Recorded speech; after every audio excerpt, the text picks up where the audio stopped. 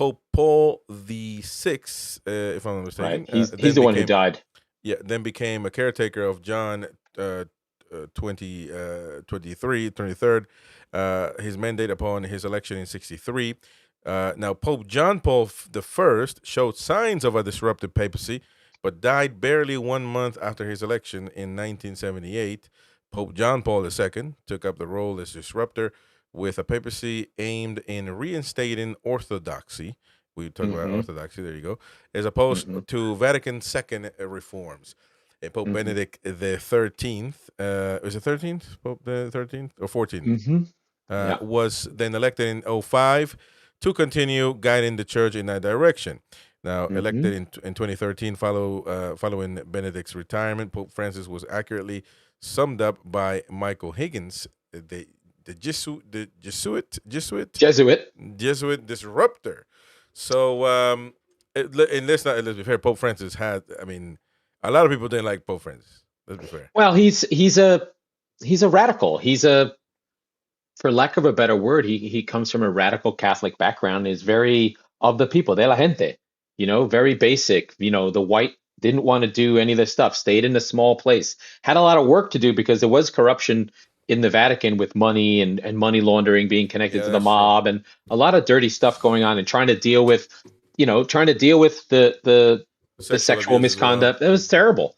But I think that's what the church needed. It needed to go back to piety. It needed that in that moment, even though there was a desire for traditionalists, because I think the traditionalists and the piety, they want the same thing. They want to go back to something true.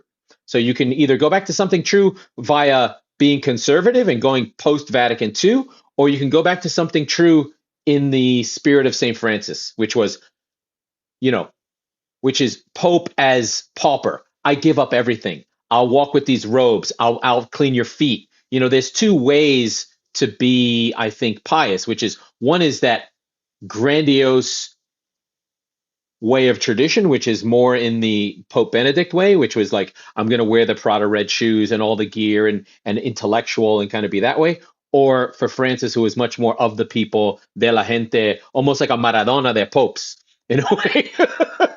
And I don't know why I was thinking this, but Napoli went to meet the Pope, which is amazing because Scott McTominay. I do have that on here actually. So I do have that right here. Pope Leo receives a Napoli shirt from Naples owner Aurelio De Laurentiis. So there you go. But he said he's Romanisti, so he's a Roma fan. So we'll see. Well, if you're at the Pope, you should be a Roma fan. Although famously, when Pope Francis became the Pope, San Lorenzo in the Argentinian league, they won their only championship ever. So talk about divine inspiration. No, I mean, amazing. That they would have never won. I mean, that if that's not the proof of God, I don't know what is. Yeah.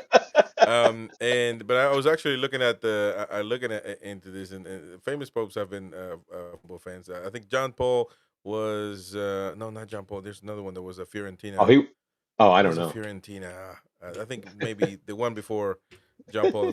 So Pope John 23rd, maybe. Anyway, so yeah, Pope Francis was, a lot of people say he was doing blasphemy. To be honest, welcoming homosexuals to the church, transgenders. But I think when you look at things from the neutral perspective, it's easy to understand. But when you have a preconception of what somebody is, like for example, just to keep it simple, people will think they know what Trump says or meant to do before he even says it. Same thing about when Biden was there, or the left side, the Democrats, or whatever. So instead of just looking at it from the middle side of things, what I see from Francis is somebody that was trying to accept people at church. Now, the Sacred Heart, right? He took that deep. That's what I mean. That deep piety of not being judgmental, of being exactly. You're forgiven for your sins. I'm here with you. What you do to the least of my brothers, you do unto me. Right? That forgiving church, right? He wasn't saying, the next pope is going to be a gay, homosexual. He wasn't saying that. I mean, it probably have been for all we know. but we don't know exactly. They can be homosexual. They just can't act on it. right?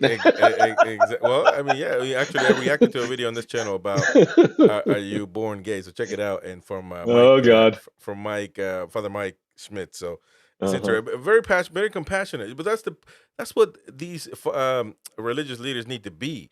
They And can't they be. are. They can't be. You need to do it. Like, well, I'm sure 100 years ago, popes were like, "You got to do this, or else you go to." But it's not like you can't resonate with people like that no more.